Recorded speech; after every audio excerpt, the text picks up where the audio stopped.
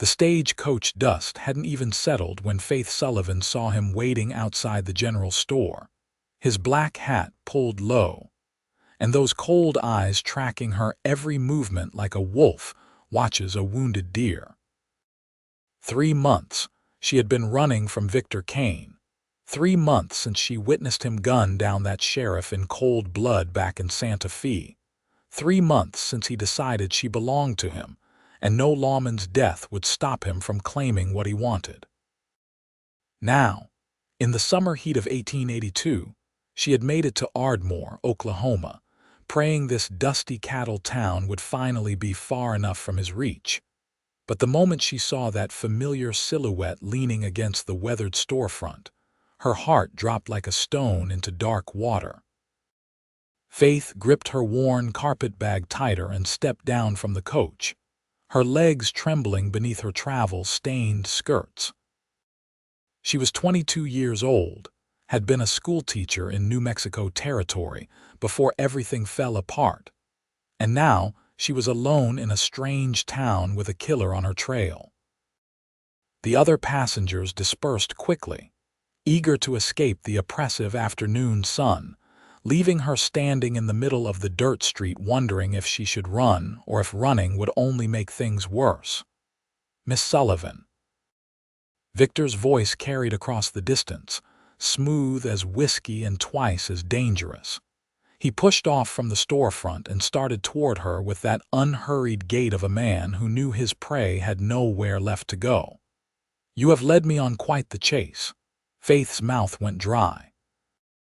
Victor Kane was handsome in the way a rattlesnake was beautiful, all sleek lines and deadly grace. His reputation as a gunfighter had spread across 3 territories, and the wanted posters never seemed to slow him down. He had decided she was his the moment she served him coffee in the Santa Fe Hotel restaurant. And when she rejected his advances, when she witnessed him murder Sheriff Coleman for trying to arrest him, Victor's obsession had turned from persistent courtship to something far more sinister. "I told you before I want nothing to do with you," Faith said, forcing her voice to remain steady even as her pulse hammered in her throat. "Leave me be." "Now, that is not very friendly." Victor smiled, but it never reached those ice-blue eyes. "I have traveled a long way to find you. The least you could do is show some gratitude that I care enough to follow. You killed a man in front of me. You think I would want anything to do with you after that?" Victor's expression darkened. "He was between us. Anyone who gets between us meets the same fate. You best remember that, Faith." Before she could respond, a new voice cut through the tension like a knife through silk. "The lady seems uncomfortable with your presence, friend. Might be best if you moved along." Faith turned to see a tall cowboy emerging from the shadow of the saloon across the street.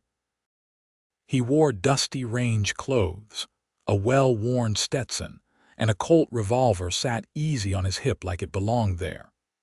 His face was sun-bronzed and honest, with green eyes that assessed the situation with the calm competence of a man who had seen trouble before and wasn't particularly impressed by it. He looked to be in his mid-20s, broad-shouldered and lean, with the kind of quiet confidence that came from knowing exactly what he was capable of. "This is not your concern, cowboy," Victor said, his hand drifting toward his own weapon. "The lady and I are having a private conversation." "Does not look all that private to me, seeing as how you are having it in the middle of Main Street." The cowboy walked closer, positioning himself between Faith and Victor with a casualness that suggested he did this sort of thing regularly. "And from where I stand, it looks like the lady would prefer you to be on your way." Faith found herself staring at this stranger, who had just willingly put himself in the path of one of the most dangerous men in the territory. She should warn him, tell him who Victor was and what he had done, but her voice caught in her throat as she watched the scene unfold. Victor's eyes narrowed. "You are making a mistake." "Would not be my first, probably will not be my last," the cowboy replied evenly. but I am making it all the same. Now you can walk away peaceful, or we can have ourselves a different kind of conversation. Your choice." For a long moment, the street fell silent except for the hot wind rattling through the wooden awnings. Faith held her breath, certain she was about to watch another man die because of her. But Victor must have seen something in the cowboy's eyes that gave him pause, because he stepped back and raised his hands in mock surrender. "Another time, then," Victor said, his gaze sliding past the cowboy to lock onto Faith. "We are not finished, darling, not by a long shot." He turned and walked toward the livery stable with that same unhurried pace, never once looking back. Faith released the breath she had been holding, her knees suddenly weak with relief. The cowboy waited until Victor disappeared into the stable before turning to face her. Up close, Faith could see the kindness in his eyes despite the hard edge of a man who lived by his wits and his gun. "Name is Dane Holloway, madam. Are you all right, Faith Sullivan?" she managed, though her voice shook slightly. "Thank you for that. You should not have gotten involved. That man is Victor Kane. He is wanted for murder in New Mexico territory." Dane's expression remained calm, though something flickered in his eyes at the name. "I have heard of him, which makes me wonder why he is following you across half the territory." Faith felt heat rise in her cheeks that had nothing to do with the Oklahoma sun. "I witnessed him kill a sheriff. He has decided that makes me his responsibility to silence, or his possession to claim. I am not entirely sure which, but either way, I have been running for 3 months trying to escape him." "Well, you are in Ardmore now," Dane said, picking up her carpet bag without asking permission. "And Kane is going to find this town a lot less friendly to his kind than wherever he has been operating. Come on, let me get you settled at the boarding house. Mrs. Patterson runs a respectable place, and she does not tolerate troublemakers." Faith wanted to protest that she could carry her own bag, that she had been taking care of herself for months now, but the truth was she felt exhausted down to her bones. So she followed Dane down the wooden sidewalk, acutely aware of the curious stares from townsfolk watching this stranger being escorted by one of their own. "What do you do here, Mr. Holloway?" Faith asked as they walked. "Dane, please." "Mr. makes me sound like my father, and that is not a comparison I care for." He smiled, and it transformed his serious face into something warmer. "I work cattle mostly. Got a small spread about 5 miles outside town. Nothing fancy, but it is mine, and that counts for something." "That counts for a great deal," Faith said softly, thinking of how little she had to call her own anymore. "I was a school teacher back in Santa Fe. I am hoping to find similar work here, though I suppose references will be difficult given how quickly I had to leave." Dane glanced at her with what might have been respect. "School teacher. That is good, honest work. As it happens, our teacher, Miss Gibson, just got married and moved to Texas with her new husband last month. The town council has been looking for a replacement." "You have arrived at the right time, seems like." Hope flickered in Faith's chest for the first time in weeks. "Truly, you think they would consider me?" "I sit on the council, and I would vote for you in a heartbeat," Dane said, then seemed to catch himself, a faint color rising in his tanned cheeks. "What I mean is, if you are qualified, which you clearly are, then I see no reason why not. Though we should probably deal with your Kane problem first." The hope dimmed slightly. "He will not stop. I thought distance would discourage him, but he has followed me from Santa Fe to Albuquerque to Dodge City to here. I do not know what else to do except keep running." They had reached a neat white boarding house with green shutters and a wide front porch. Dane set her bag down and turned to face her fully, his expression serious. "Running is no kind of life, Faith. May I call you Faith?" She nodded, something warm spreading through her chest at the sound of her name in his voice. Running is no kind of life, he repeated. And men like Kane, they feed on fear. The more you run, the more he will chase. What you need is to stand your ground somewhere you have got people around you who will not let him hurt you. I cannot ask people to risk their lives for me, Faith protested. I barely know anyone here. I just arrived. You know me, Dane said simply. And I am telling you right now, Victor Kane is not going to hurt you while I am around. That is a promise. Faith stared at this cowboy who had known her all of 15 minutes and was already making promises that could get him killed. She should tell him to forget it, to let her move on to the next town before his obsession put more lives at risk. But looking into Dane's steady green eyes, she found herself wanting to believe him, wanting to believe that maybe she had finally found a place where she could stop running. "Why would you do that for me?" she asked quietly. "You do not know me. You have no obligation." Dane was quiet for a moment, his gaze drifting down the street toward where Victor had disappeared. When he looked back at her, something in his expression made her breath catch. "Let us just say I know what it is like when the world feels like it is closing in, and you have got no one in your corner. Nobody should have to face that alone." Before Faith could respond, the boarding house door swung open and a plump, cheerful woman with graying hair and a warm smile appeared. "Dane Holloway, are you going to keep that poor girl standing in the heat all day, or are you going to introduce us properly? Mrs. Patterson, this is Faith Sullivan. She is looking for a room and possibly a teaching position in town.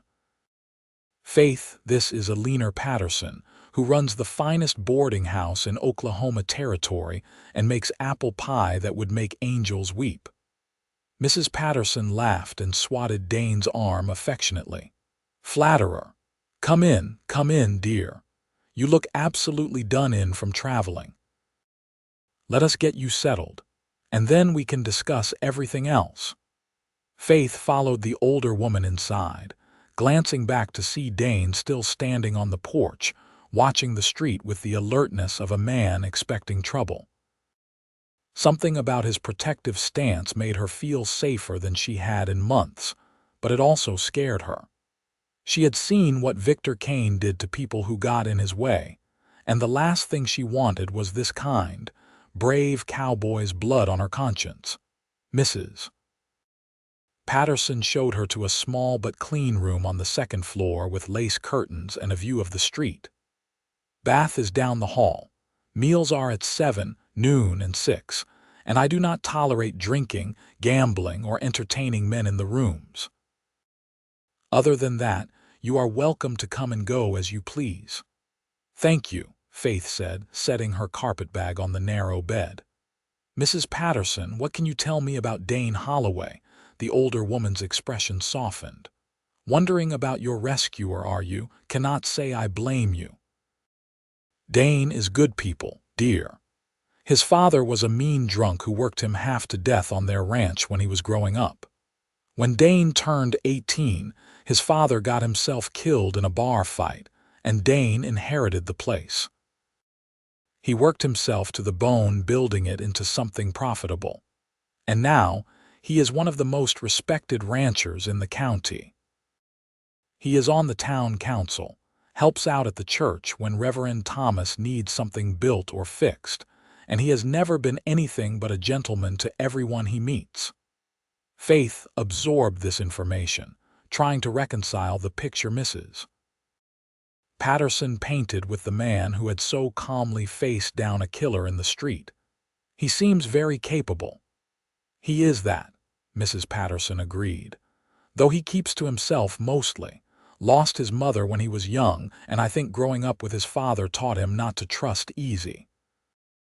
But when Dane Holloway gives you his word, you can take it to the bank.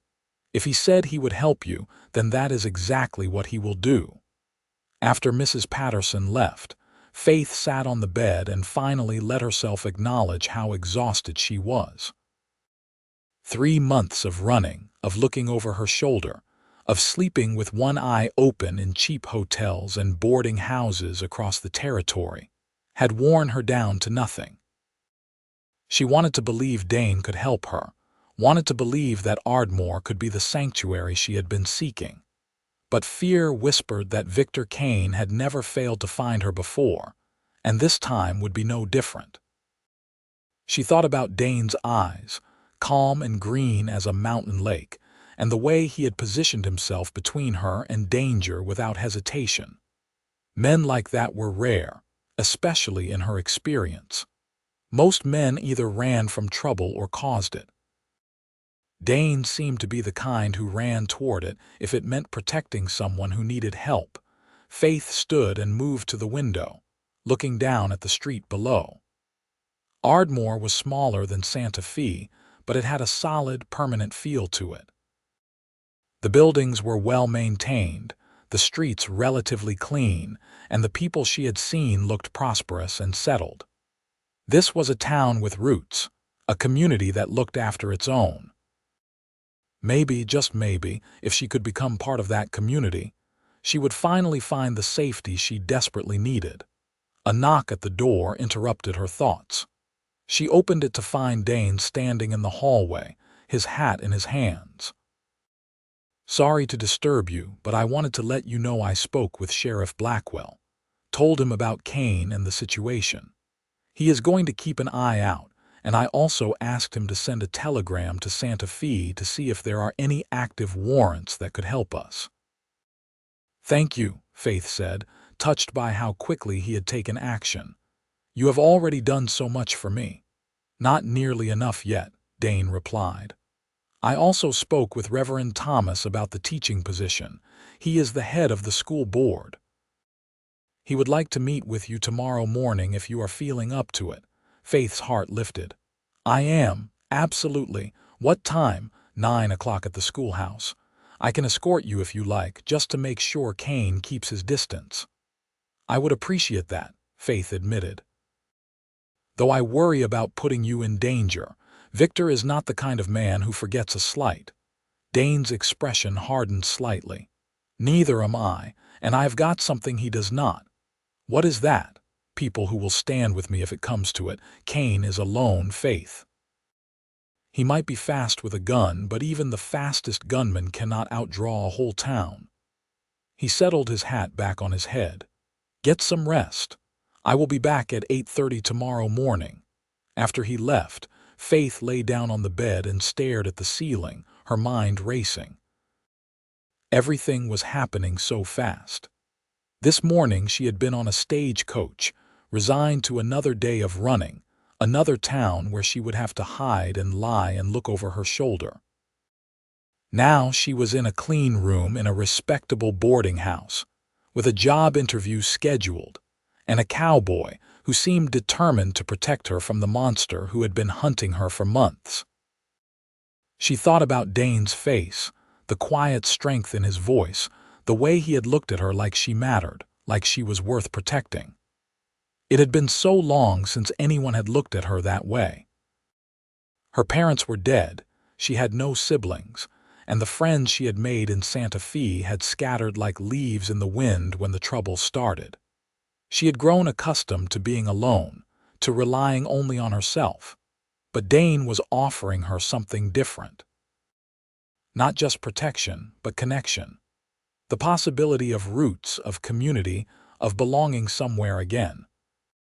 It terrified her almost as much as Victor Kane did, because if she let herself hope, if she let herself start to believe in a future here, the fall would be so much harder if it all came crashing down.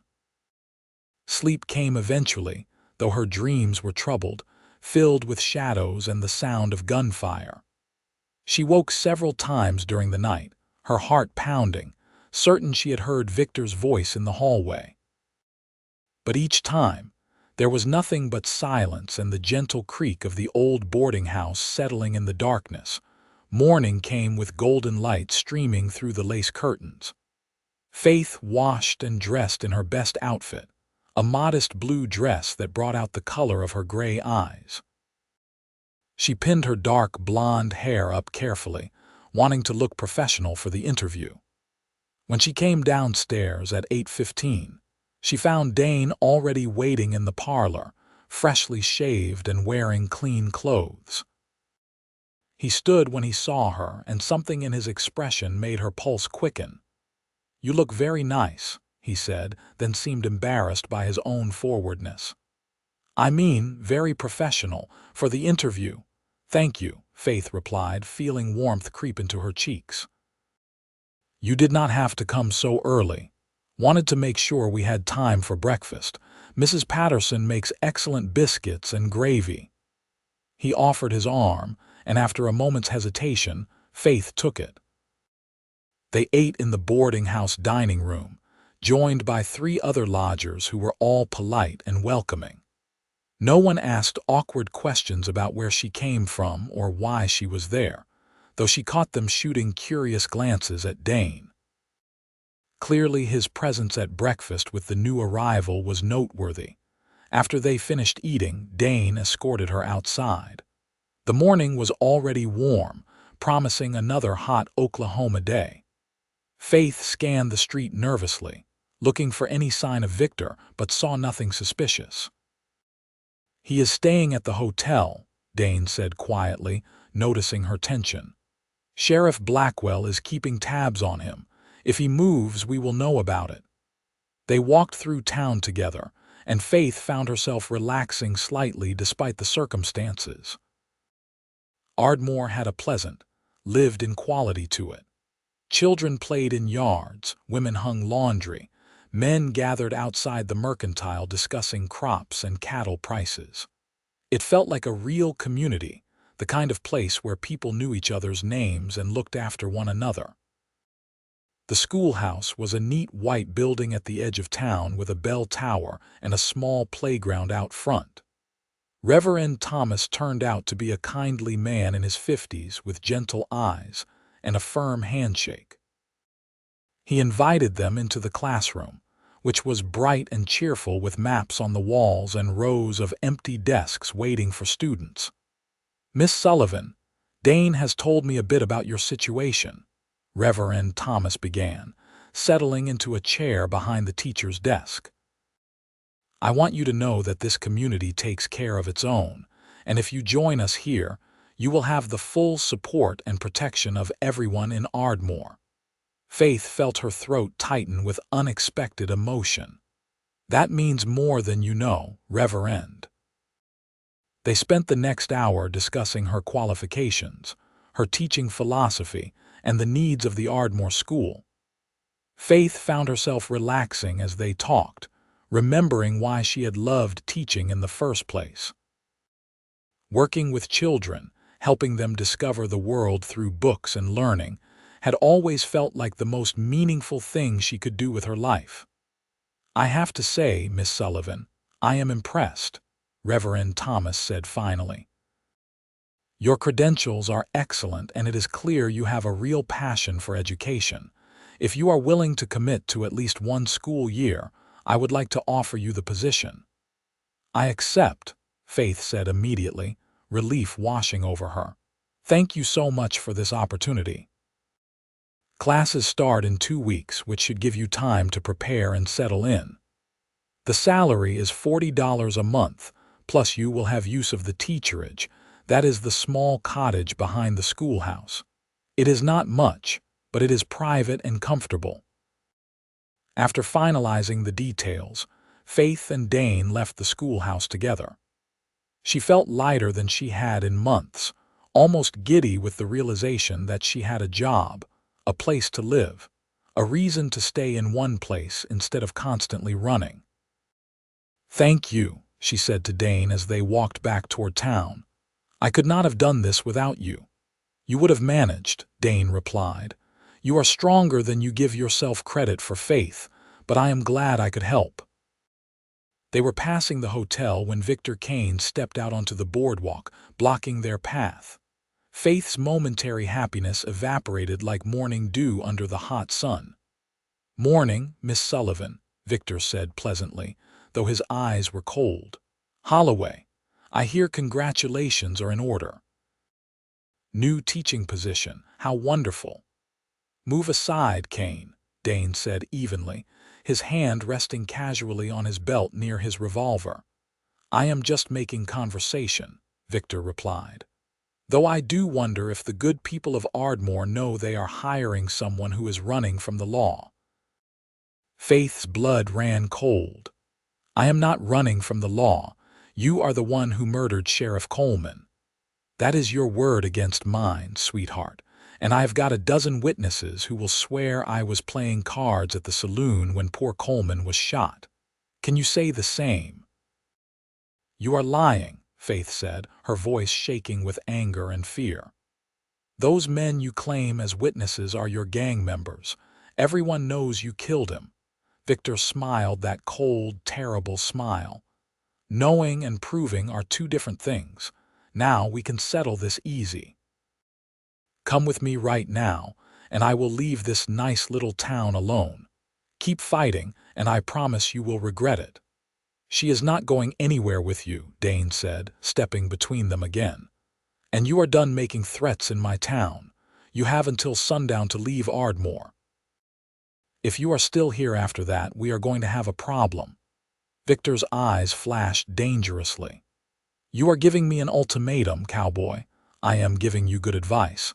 Take it or do not, but if you choose to stay, you best be ready for the consequences." For a long moment, the two men stared at each other, and Faith held her breath. Certain violence was about to erupt right there in the middle of Main Street. But then Sheriff Blackwell appeared from the direction of his office, his badge glinting in the morning sun and a shotgun resting casually over his shoulder. "Morning, gentlemen. Everything all right here?" The sheriff was in his 40s, grizzled and competent looking. "Just having a conversation, Sheriff," Victor said smoothly. "Though Mr. Holloway here seems to think he can order law-abiding citizens out of town." "Law-abiding is a stretch, Kane," Sheriff Blackwell said. "I got a response to my telegram this morning. Seems there are several outstanding warrants for your arrest across New Mexico territory. Murder, robbery, assault. Quite the list." Victor's expression never changed, but Faith saw his hand drift toward his gun. "Those are misunderstandings." "Maybe so, but I am going to have to ask you to come with me while we sort them out," the sheriff said. And now his shotgun was no longer resting casually, but aimed squarely at Victor's chest. "Nice and easy now. Everything happened very fast after that." Victor's hand moved for his gun, but before he could clear leather, Dane had drawn his own revolver and fired, the bullet kicking up dust at Victor's feet. The outlaw froze, his weapon half drawn as he found himself staring down both the sheriff's shotgun and Dane's Colt. "Do not be stupid, Kane," Dane said quietly. "It is over." For a moment, Faith thought Victor was going to try it anyway, was going to go for his gun even knowing he could not possibly outdraw both men. His face twisted with rage as he looked past them at Faith. "This is not finished," he snarled. "Do you hear me? This is not finished." But then two deputies appeared from different directions, their own weapons drawn, and Victor must have realized he was out of options. Slowly, carefully, he raised his hands. Sheriff Blackwell moved in and relieved him of his gun, then clapped iron manacles around his wrists. "Victor Kane, you are under arrest," the sheriff said formally. "You will be held here until the territorial marshal can come collect you and transport you back to Santa Fe for trial." As the deputies led Victor away toward the jail, he twisted around to stare at Faith one last time. The hatred in his eyes made her shudder, but she stood her ground, refusing to look away. He had controlled her life for 3 months, had driven her across half the territory in fear. She would not give him the satisfaction of seeing her cower now. Once Victor disappeared into the jail, Faith's knees went weak. Dane caught her elbow, steadying her. "It is all right," he said gently. "He is locked up. He cannot hurt you now." "He said it is not finished," Faith whispered. "What if he escapes? What if he comes after me again?" "He won't escape, not from my jail," Sheriff Blackwell said confidently. And even if he did, he would have to go through me, Dane, and about 24 other men in this town who do not take kindly to outlaws threatening school teachers. You are safe here, Miss Sullivan. I give you my word. Faith wanted to believe him, wanted to believe it was truly over, but 3 months of running had taught her that safety was an illusion. Still, looking at the determined faces of Dane and the sheriff, she felt a flicker of hope. Maybe this time was different. Maybe Ardmore really would be the sanctuary she had been seeking. Thank you, she managed. Both of you. I do not know how I can ever repay you. No repayment necessary, Sheriff Blackwell said, tipping his hat. Just doing my job. Now, if you will excuse me, I need to go make sure our guest is properly secured. Dane, keep an eye on things until I know Kane is not going anywhere. After the sheriff left, Dane holstered his revolver and turned to Faith.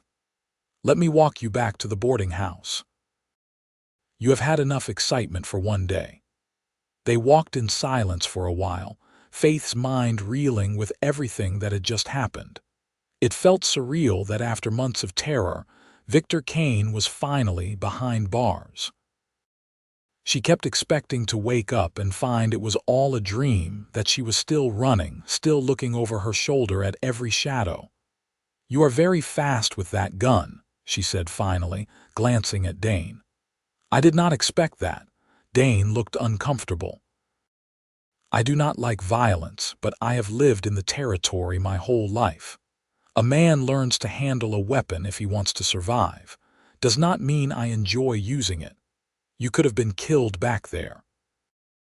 If you had missed, if Victor had been faster, but I did not miss and he was not faster, Dane interrupted gently. What ifs will drive you crazy, Faith. Trust me, I know. When my mother died, I spent years thinking about what if we had called the doctor sooner. What if she had not gotten sick in the first place? What if I had been a better son and somehow prevented it? None of those thoughts changed anything except making me miserable. Faith studied his profile as they walked, seeing the old pain that still lingered behind his eyes. How old were you when she passed? 10. Fever took her in less than a week. My father never recovered from losing her. That is when he started drinking heavily. I think part of why he was so mean was because he blamed me for living when she died, like I should have been the one to go instead. That is terrible, Faith said softly, her heart aching for the boy he had been. No child should ever be made to feel that way. No, they should not, Dane agreed. But it taught me something important. Life is too short to waste on hate and regret. When I got the ranch, I promised myself I would build something good, something my mother would have been proud of, and I have tried to live by that promise every day since. They had reached the boarding house. Faith turned to face him, seeing him with new eyes. He was not just a capable cowboy who had come to her rescue. He was a man who had survived his own darkness and come out the other side determined to make something meaningful of his life. Would you like to come see the ranch sometime? Dane asked, and there was something tentative in his voice that made Faith's heart flutter. I mean, when you are settled in and have time. It is not much, but I am proud of what I have built. I would like that very much, Faith replied, and was surprised to realize how much she meant it. Dane smiled, that genuine smile that transformed his serious face. Good, that is good. Well, I should let you rest. It has been quite a morning. Faith watched him walk away, his long stride carrying him back toward the center of town. Something had shifted between them, something she could not quite name, but felt as real as the Oklahoma sun on her shoulders. She had been so focused on survival for so long that she had forgotten what it felt like to connect with someone, to feel that spark of possibility that suggested maybe, just maybe, there could be more to life than simply running and hiding. The next 2 weeks passed in a blur of activity. Faith moved into the teacherage, a cozy two-room cottage with a small kitchen and a bedroom just large enough for a bed and wardrobe. It was not fancy, but it was hers, and that made it beautiful in her eyes. She spent her days preparing lesson plans, organizing the classroom, and getting to know the families whose children would be her students. Dane came by often, always with some excuse. He needed to drop off wood for the stove, or Reverend Thomas had asked him to fix a loose step on the schoolhouse porch, or he was just passing by and thought she might like some fresh eggs from his ranch. Faith saw through these transparent reasons, but she found herself looking forward to his visits, to the easy conversation, and the way his presence made her feel safe and settled. Victor Kane remained locked in the town jail, awaiting the territorial marshal who was expected any day. Faith tried not to think about him sitting in that cell, plotting his revenge. Sheriff Blackwell assured her the jail was secure and Kane was not going anywhere, but she still found herself glancing over her shoulder more often than she liked. On the Saturday before school was set to start, Dane arrived at the teacherage with a horse saddled and ready. "I thought you might like to see the ranch now," he said, a hint of nervousness in his voice. "If you are not too busy, that is." Faith had been scrubbing floors all morning, and her hair was coming loose from its pins, but she found herself nodding immediately. "Let me change into something more appropriate for riding." She emerged 15 minutes later in a practical riding skirt and blouse, her hair neatly pinned again. Dane helped her mount the gentle mare he had brought for her, and they rode out of town together into the rolling Oklahoma countryside. The land was beautiful in a harsh, unforgiving way. Tall grass stretched to the horizon, broken occasionally by stands of oak and cottonwood trees. Cattle grazed in the distance, and hawks circled overhead in the endless blue sky. The heat was intense, but there was something invigorating about the wide open spaces, the sense of freedom that came from being able to see for miles in every direction.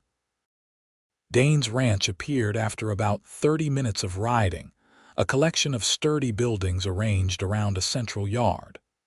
The main house was a simple wooden structure with a wide porch, and Faith could see a barn, a bunkhouse, and several outbuildings beyond it.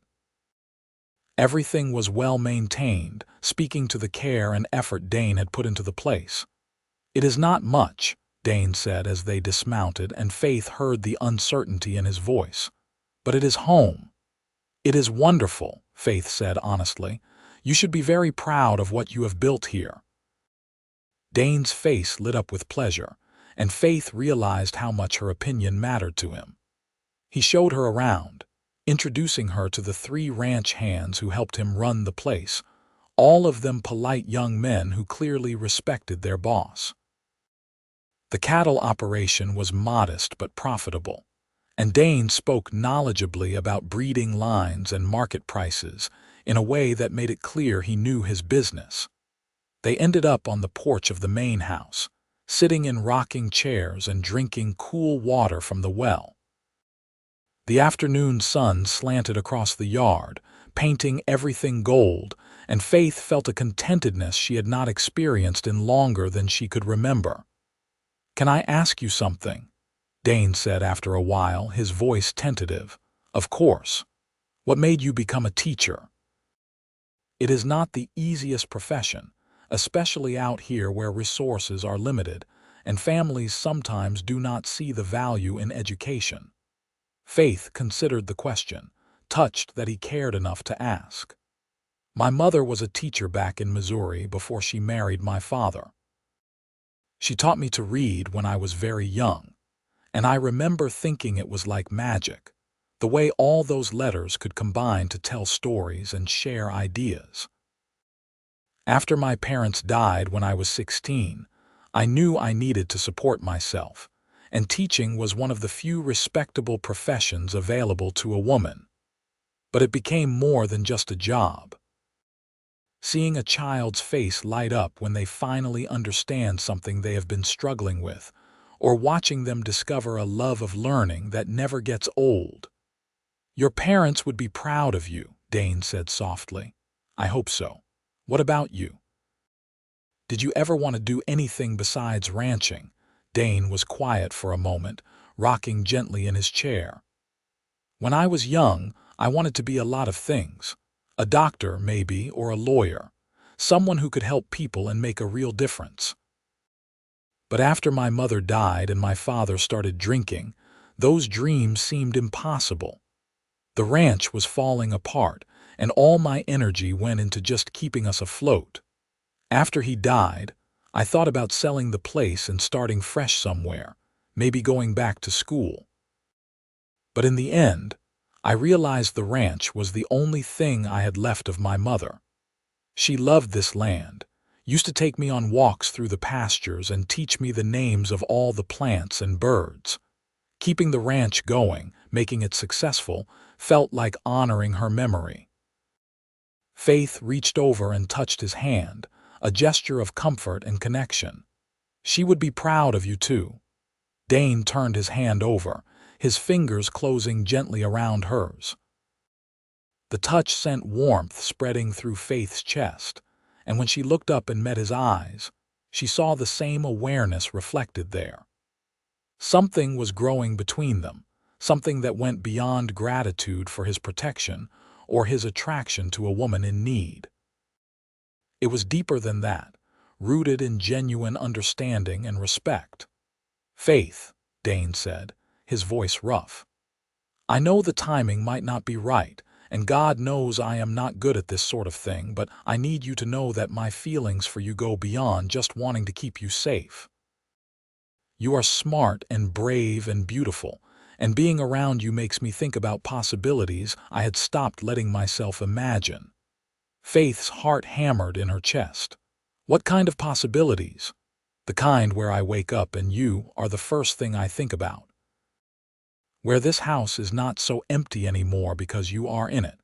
Where I get to hear your laugh and see your smile every day instead of finding excuses to come by the schoolhouse." "Dane," Faith whispered, overwhelmed by the intensity of his words and her own response to them. "I feel the same way.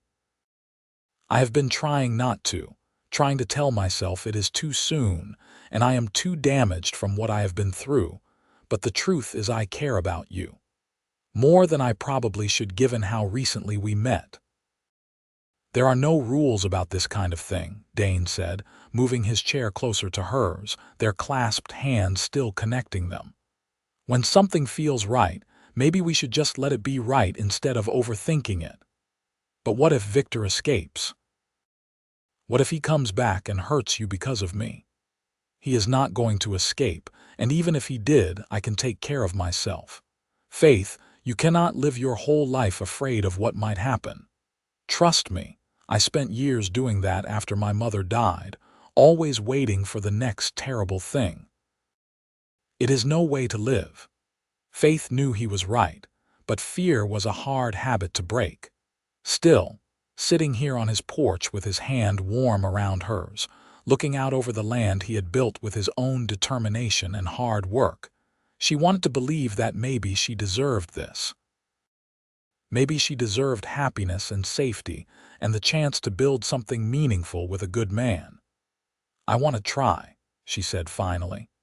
"I want to see where this goes between us, if you are willing to be patient with me while I learn how to stop looking over my shoulder." "I will be as patient as you need," Dane promised. He leaned closer, his free hand coming up to cup her cheek. "May I kiss you?" Faith's breath caught, but she nodded. Dane closed the distance between them slowly, giving her every opportunity to pull away.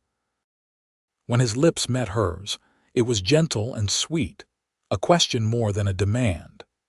Faith melted into the kiss, her hand coming up to rest on his chest where she could feel his heart beating as fast as her own. When they finally pulled apart, Dane was smiling and Faith felt lighter than air. "That was my first kiss," she admitted shyly. Dane's eyes widened. "Truly, I was always so focused on my studies and then my teaching that I never made time for courting. And then Victor happened, and after that, I could not imagine trusting anyone enough to get close." She looked up at him, seeing the wonder in his face. "But I trust you." "I will never betray that trust," Dane said solemnly. "I swear it." They stayed on the porch until the sun began to set, talking about everything and nothing, learning each other's stories and dreams. Faith told him about growing up in Missouri, about her parents' death in a wagon accident, about her years teaching in various frontier towns before landing in Santa Fe. Dane shared more about his difficult childhood, his struggles to keep the ranch afloat, his hopes for the future. By the time they rode back to Ardmore, the stars were coming out and Faith felt like she was floating. Everything had changed so quickly. A few weeks ago, she had been a terrified woman running for her life. Now she had a home, a job, and the beginnings of something that might turn into love with a man who made her feel safe and valued and beautiful. The spell was broken when they reached town and saw a crowd gathered outside the jail. Faith's stomach dropped as she recognized the tense energy of a crisis. Dane spurred his horse forward and Faith followed, dread building with every step.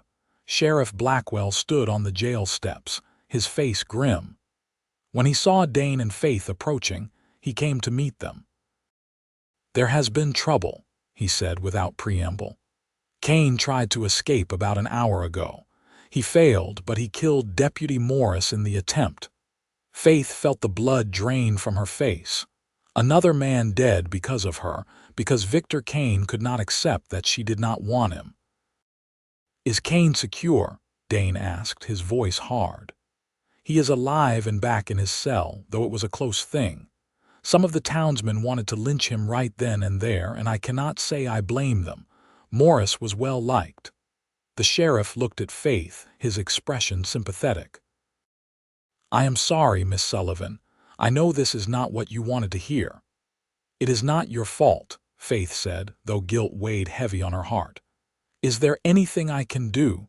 Does Deputy Morris have family, a wife and 2 young children? The town is taking up a collection to help them."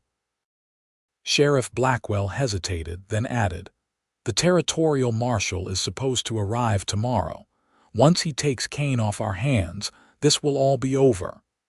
But Faith could see in his eyes that he was not entirely convinced, and neither was she. Even behind bars, even facing certain hanging, Victor Kane had managed to kill again. What would stop him from trying once more? Dane seemed to read her thoughts. He took her hand, squeezing gently. "Come on, let me walk you home." They made their way through the crowd to the schoolhouse, Faith acutely aware of the stares and whispers following them. She knew what people were thinking, that she had brought this trouble to their peaceful town, that Deputy Morris would still be alive if she had never stepped off that stagecoach. "It is not your fault," Dane said firmly when they reached her door. "None of this is your fault, Faith. Kane made his choices long before he ever met you.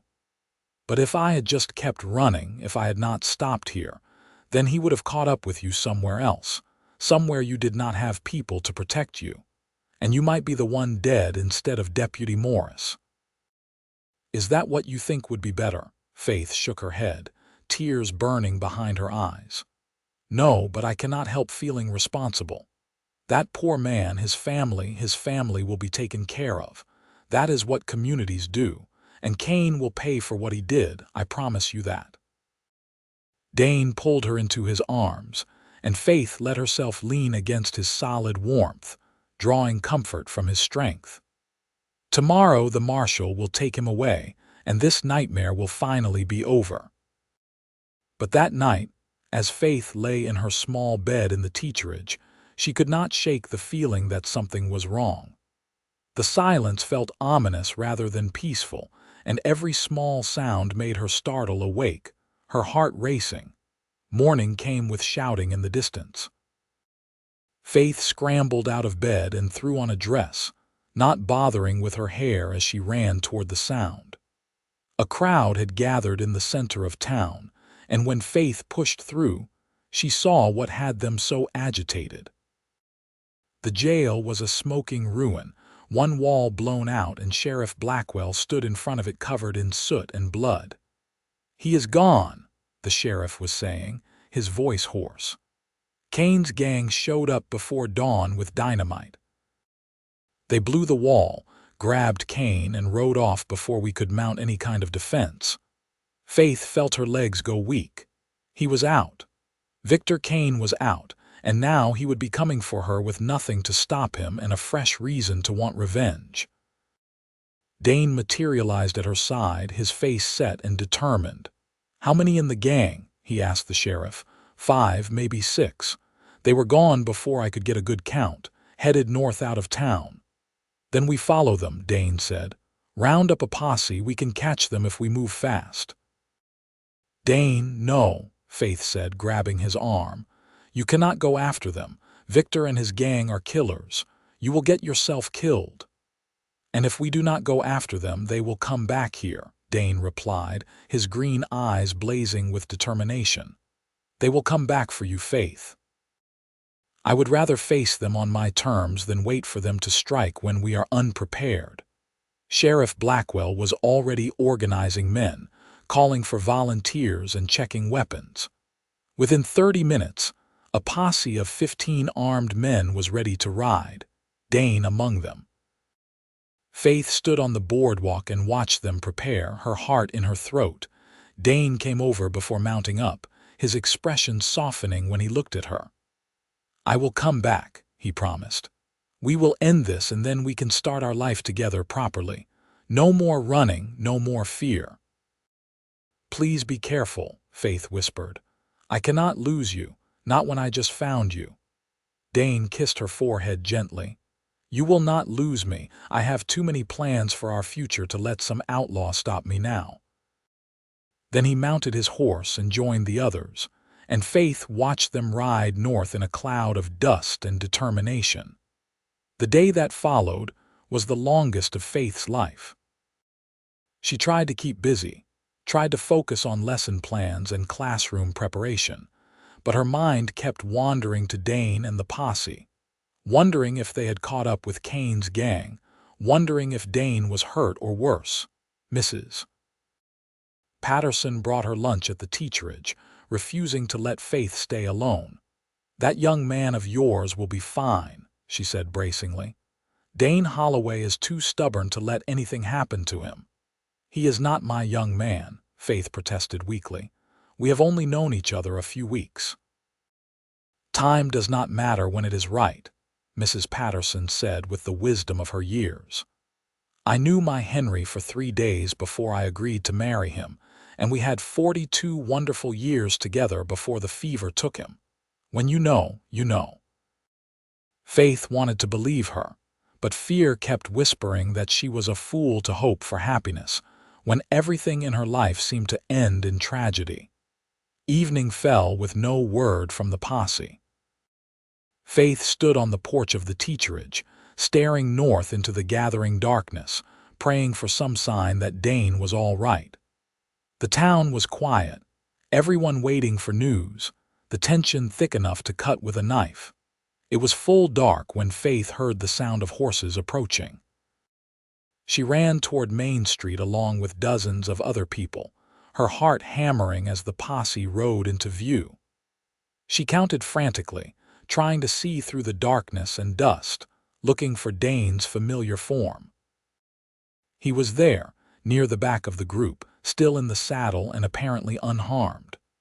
Relief hit Faith so hard she nearly collapsed. But as the men came closer, she realized something was wrong. They were too quiet, their faces grim, and several horses carried bodies draped over their saddles. Sheriff Blackwell dismounted heavily, his face gray with exhaustion. "We caught up with them about 20 miles north," he said to the gathered crowd. "There was a fight. Kane and 2 of his men are dead. The others scattered, probably headed for Indian territory. We lost 3 of our own." A collective gasp went through the crowd, followed by wails as people recognized their dead. Faith stood frozen, trying to process what she had heard. Victor Kane was dead. After months of terror, after all the running and fear, he was finally, truly gone. Dane dismounted and came straight to her, pulling her into his arms. "It is over," he said, his voice rough with exhaustion. "He cannot hurt you anymore." Faith clung to him, shaking with reaction. "You are all right. You are not hurt. I am fine. Tired and dirty, but fine." He pulled back to look at her, his hands cupping her face. "Faith, I need you to hear this." Right before the shooting started, Kane said something. He said he would rather see you dead than belong to anyone else. He was never going to stop, never going to let you go. If we had not stopped him today, he would have kept coming until one of you was dead. Faith felt sick at the thought, but also strangely relieved. Dane was right. Victor's obsession had been beyond reason, beyond anything that could be bargained with or escaped. The only way it could have ended was with his death. "The men we lost," she said. "Tell me who." Dane named them, 3 ranchers from outside town who had volunteered to help. Faith did not know them well, but each name was a weight on her conscience. More blood spilled because Victor Kane had decided she belonged to him. "Their families will be cared for," Dane said, reading her expression. "The whole community will come together to make sure of it." That is what we do here. Over the next few days, Ardmore mourned its dead and celebrated the end of the threat that had hung over them. Faith attended the funerals, standing in the back of the church with tears streaming down her face as widows and children wept over their losses. She tried to apologize, to explain that she had never wanted any of this, but the families were kinder than she deserved, assuring her it was not her fault, that their husbands and fathers had died as heroes protecting their town. Slowly, life began to return to normal. The jail was rebuilt, school preparations continued, and Faith found herself being welcomed fully into the community. Women invited her to their homes for tea, families introduced themselves and their children, and everyone seemed determined to make sure she knew she belonged in Ardmore now. Through it all, Dane was a constant presence. He helped her finish setting up the classroom, accompanied her on walks around town, and spent long evenings on her porch talking about everything and nothing.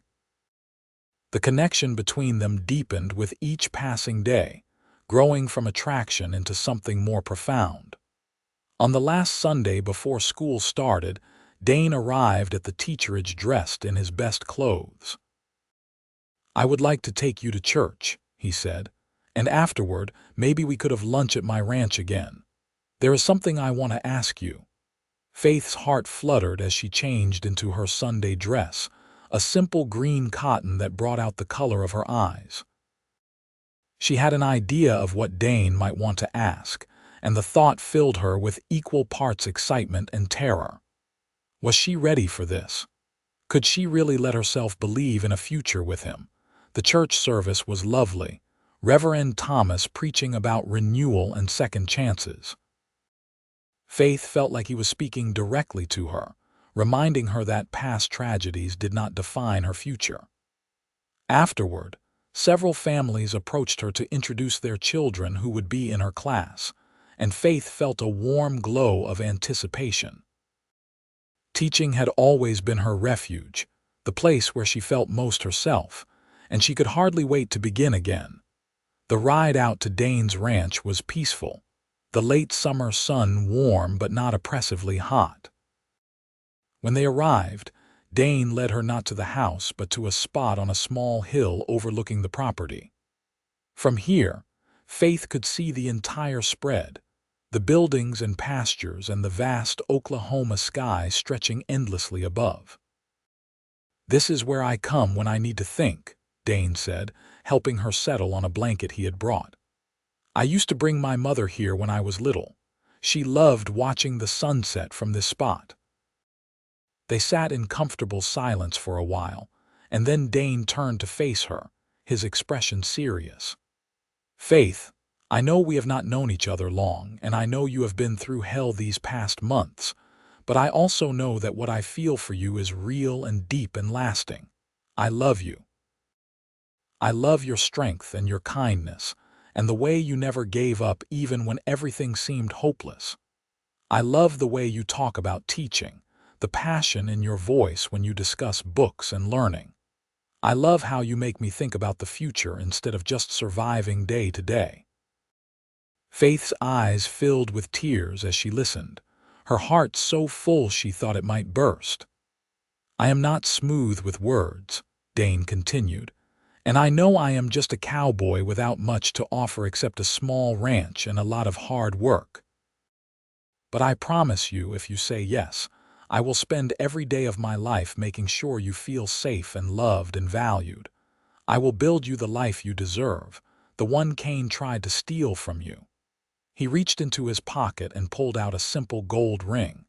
Faith Sullivan, will you marry me?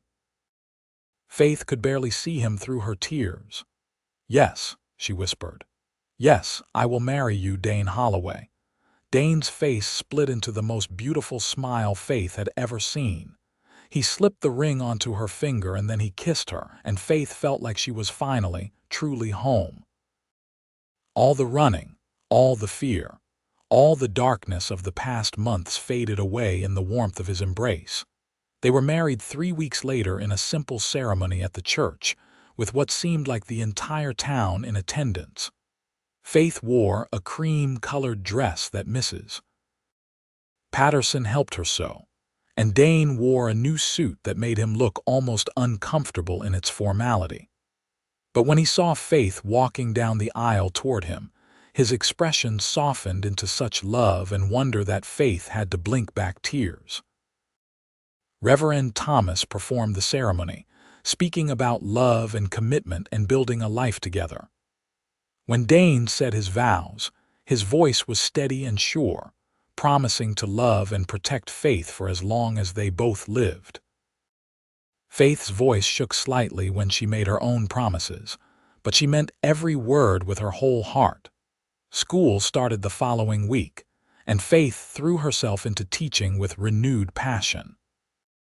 Her students ranged from 6 to 14, a mix of farm children and town kids, all eager to learn despite the distractions of the harvest season approaching. She loved the rhythm of the school day, the challenge of managing different age groups and abilities, the satisfaction of watching understanding dawn on a child's face. Dane came by the schoolhouse every afternoon to walk her home, a habit that made the children giggle and whisper, but that Faith treasured. They would have dinner together at the ranch, Faith learning to cook on the big stove while Dane talked about his day with the cattle. Then they would sit on the porch in the gathering twilight, talking and laughing and planning their future. I have been thinking, Dane said one evening about 2 months after their wedding. This house is too small for the family I want us to have. I would like to add on, maybe build a second story with proper bedrooms and a bigger kitchen. What do you think?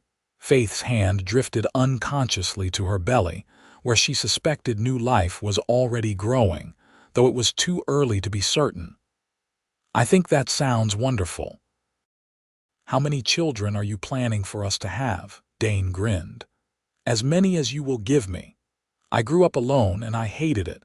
I want this place to be full of noise and laughter and children running everywhere. That sounds perfect, Faith said softly, imagining the life he described. A year ago, she would never have believed such happiness was possible for her. But sitting here with her husband, safe and loved and looking toward a bright future, she knew that sometimes the darkest times led to the most beautiful destinations. The expansion of the house began that fall, with Dane and his ranch hands working on it during the slow season.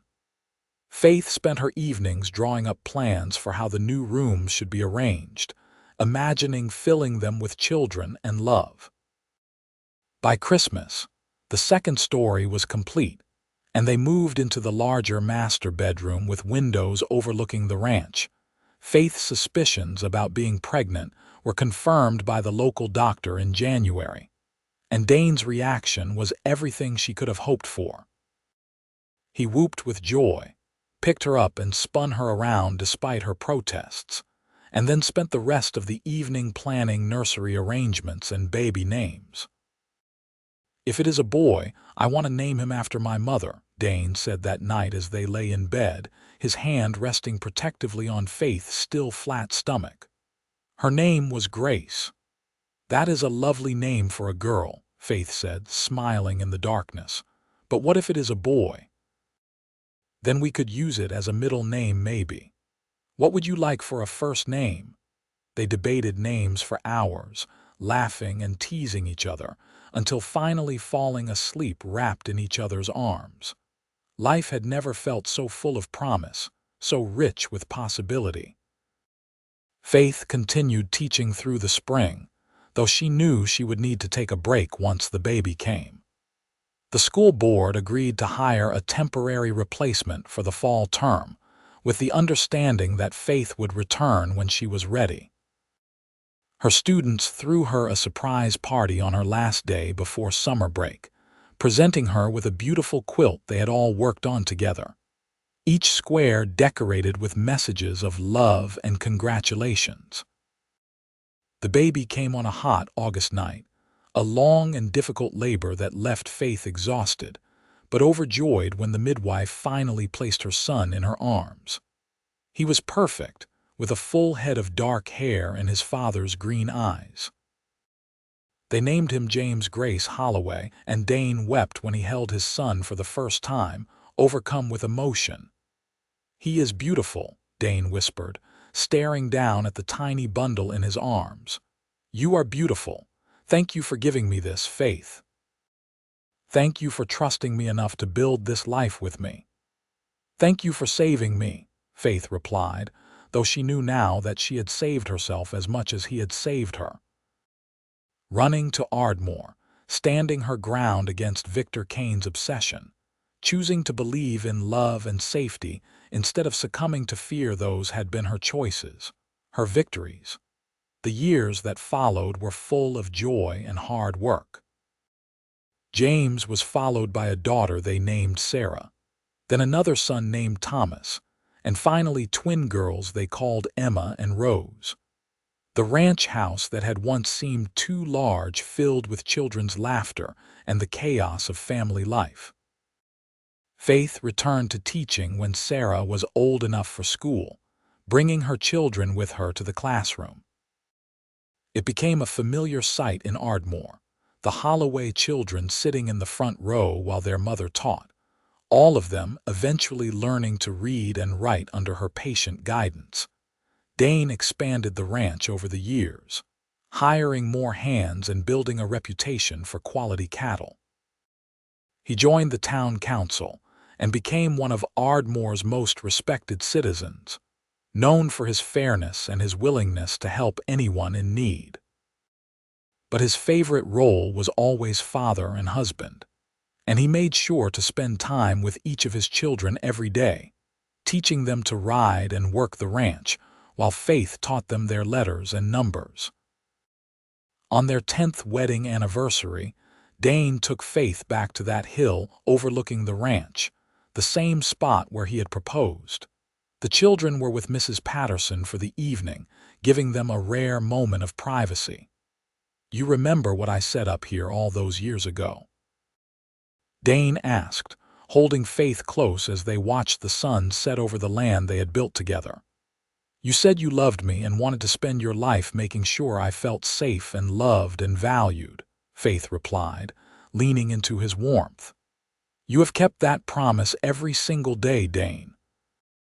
"And you made me believe in happiness again," Dane said, kissing the top of her head. "When you stepped off that stagecoach, running from a nightmare, I had no idea you would end up being the best thing that ever happened to me." Faith turned in his arms to face him, seeing the lines time and hard work had etched around his eyes, the silver starting to show at his temples. He was even more handsome now than he had been at 26, his character and goodness shining through in every expression. "I love you," she said simply. "Thank you for standing between me and danger all those years ago. Thank you for showing me that I deserved more than fear and running." "Always," Dane promised, and kissed her as the Oklahoma sky painted itself gold and crimson above them.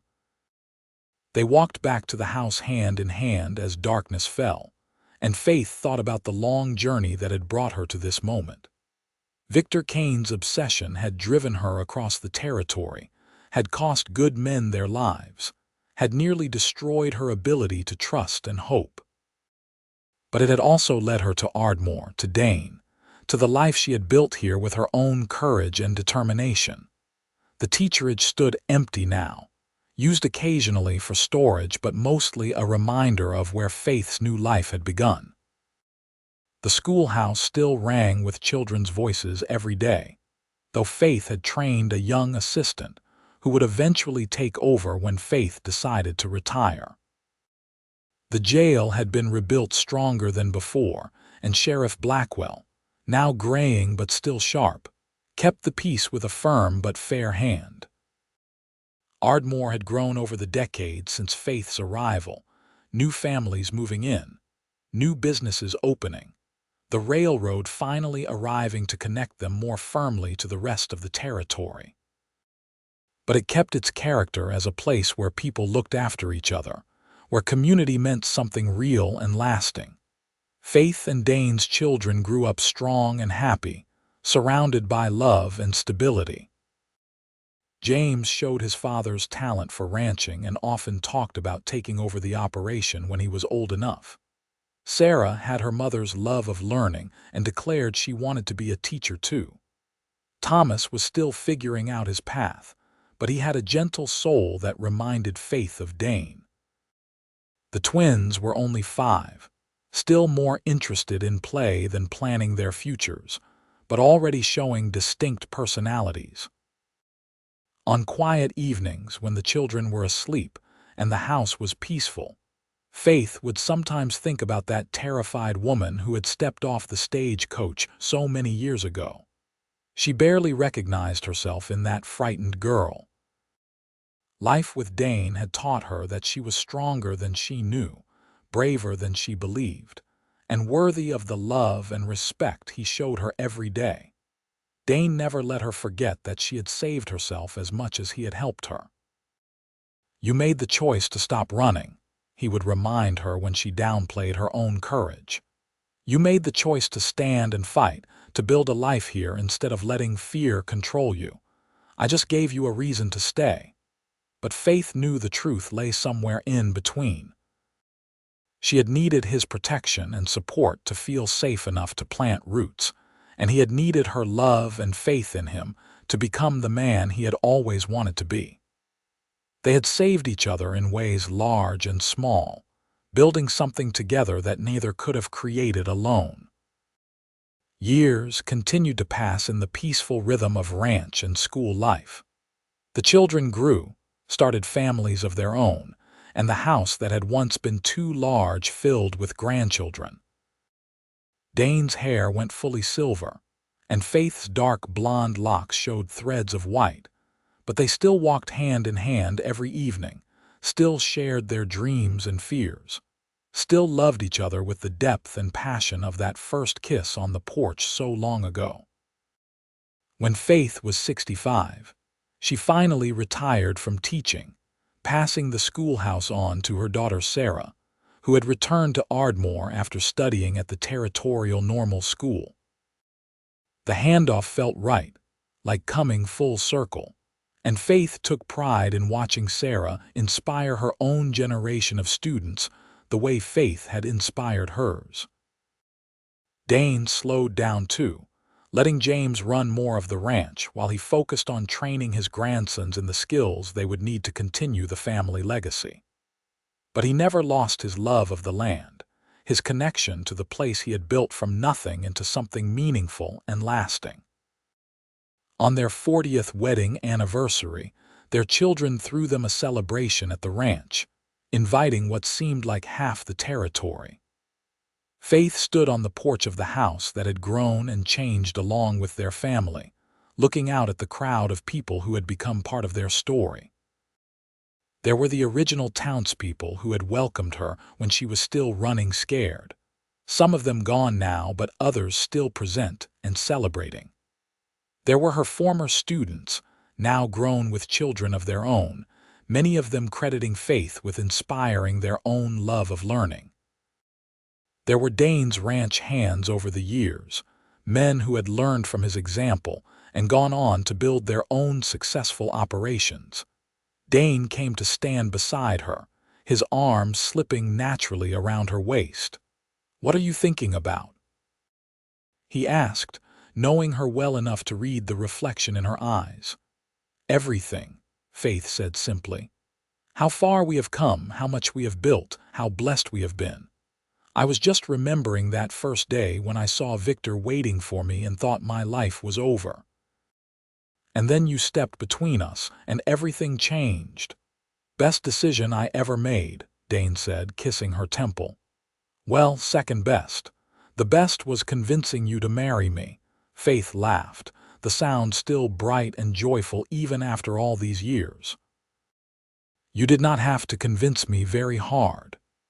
They stood together as the sun set over the ranch, over the life they had built, surrounded by love and family, and the peace they had both fought so hard to achieve. Victor Kane's obsession had brought Faith to Ardmore all those years ago, but it was her own courage and Dane's steadfast love that had turned a desperate flight into a beautiful life. The shadows of the past were long gone now, banished by years of happiness, and the knowledge that they had chosen each other every single day, through every challenge and triumph. Faith had stopped running the moment she met Dane, and he had stood between her and danger just as he had promised. But more than that, they had stood together, building something that would outlast them both in the children and grandchildren who carried their love forward into the future. As the stars began to appear in the vast Oklahoma sky, Faith leaned into her husband's embrace and felt nothing but gratitude. She had been running from an outlaw's obsession, had been terrified and alone and convinced she would never find safety. But the cowboy who had stood between her and danger had become so much more than her protector. He had become her partner, her love, her home. And they lived happily ever after, exactly as they deserved, in the town of Ardmore where their story had begun, and where it would continue through the generations they had created together. The teacherage and the schoolhouse still stood as monuments to where Faith's new life started, and the ranch continued to thrive as proof of what two people could build when they chose love over fear, hope over despair, and each other over everything else. Their love story became legend in Ardmore, told to children and grandchildren as proof that even the darkest beginnings could lead to the brightest endings, that courage and kindness could triumph over obsession and violence, and that sometimes the most beautiful love stories began with a simple act of bravery by a cowboy who saw a woman in trouble and decided to help. Faith and Dane grew old together, surrounded by love, never regretting a single choice that had brought them to each other. And when their time finally came, many years later, they went knowing they had lived fully and loved completely, creating a legacy that would endure long after they were gone. The ranch still stands today, run by their descendants, and the schoolhouse still educates Ardmore's children, a testament to the teacher who once ran from danger and found everything she had ever dreamed of in the arms of a cowboy who refused to let her face her fears alone.